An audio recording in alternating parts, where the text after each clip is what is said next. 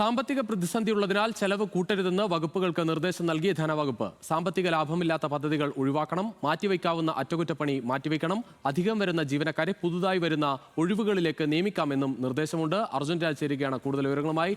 അർജുൻ, എന്തായാലും കേരളത്തിലെ സാമ്പത്തിക പ്രതിസന്ധി എന്ന വാക്ക് എല്ലാ കാലത്തും ധനമന്ത്രിമാർ പറയുന്നതാണ്. ഇപ്പോൾ അത് കുറച്ചുകൂടി രൂക്ഷമാകുന്നുണ്ട് എന്ന് തന്നെയാണ് ഇപ്പോഴത്തെ ധനമന്ത്രിയും പറയുന്നത്, ധനവകുപ്പിന്റെയും നിർദ്ദേശം.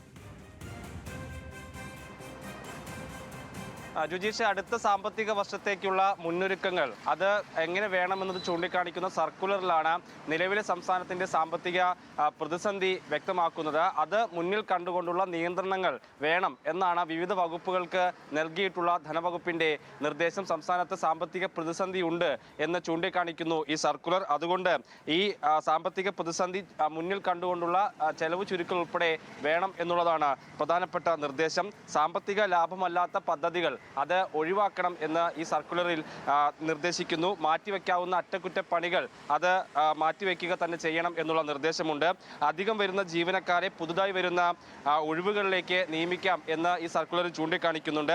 ചെലവ് മുൻ വർഷത്തേക്കാൾ കൂടുതലാണെങ്കിൽ അതെന്തുകൊണ്ട് കൂടി എന്നുള്ള കാര്യത്തിൽ വിശദീകരണം വേണം എന്നുള്ളത് വിവിധ വകുപ്പുകൾക്ക് നിർദ്ദേശമായി നൽകിയിരിക്കുന്നു. ശമ്പള ചെലവ് കൃത്യമായി കണക്കാക്കണം എന്നുള്ള കാര്യം കൂടി ഉണ്ട്.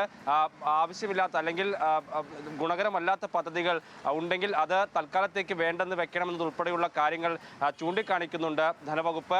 ഇതിനോടകം തന്നെ 2 മാസമായിട്ടേ ഉള്ളൂ ഈ സർക്കാർ അധികാരത്തിൽ വന്നിട്ട്. 10,000-ലേറെ കോടി രൂപ ഇതിനോടകം തന്നെ കടമെടുത്തു കഴിഞ്ഞു. ഡിസംബർ വരെ ആണ് ഇനി കടമെടുക്കാനുള്ള സാവകാശം സംസ്ഥാനത്തിന്റെ മുന്നിൽ ഈ സമയത്ത് ഉള്ളത്. അത് കുറവേ ഇതിനോടകം തന്നെ കടമെടുത്തത് കൊണ്ട് തന്നെ ഇനി എങ്ങനെ മുന്നോട്ട് പോകണമെന്നുള്ള കാര്യത്തിൽ വലിയ ഒരു നിയന്ത്രണം വേണം എന്ന് വ്യക്തമാക്കുന്നത് കൂടിയാണ് ഈ ഉത്തരവ്. രജീഷ്, ശരി അർജുൻ രാജ്, എന്തായാലും മുഖ്യമന്ത്രിയാണ് ധനവകുപ്പ് കൈകാര്യം ചെയ്യുന്നത്. എന്തായാലും പുതിയ നിർദ്ദേശമാണ്. സാമ്പത്തിക പ്രതിസന്ധി രൂക്ഷമാണ്, ചെലവ് കൂട്ടരുത് എന്നതാണ് വകുപ്പുകൾക്ക് എല്ലാം നൽകിയിരിക്കുന്ന നിർദ്ദേശം.